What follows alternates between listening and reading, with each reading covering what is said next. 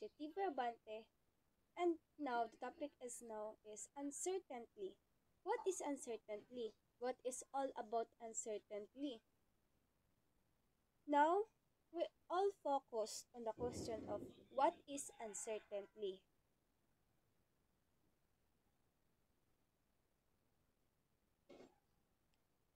Uncertainty is broadly refers to a state of limited knowledge or doubt concerning a situation, event, outcome, or value.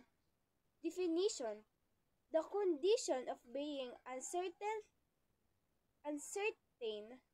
doubt it is the state of being unsure about something, not knowing what will happen. Im- Implication: uncertainty implies a lack of predictability or definiteness. This can arise from incomplete information, ambiguity, or in- inherent variability.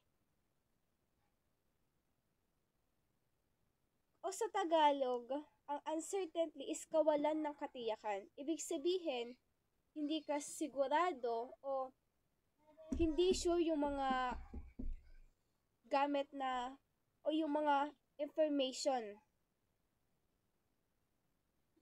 Ang mga ibang definition ng kawalan ng katiyakan is pag-aalinlangan.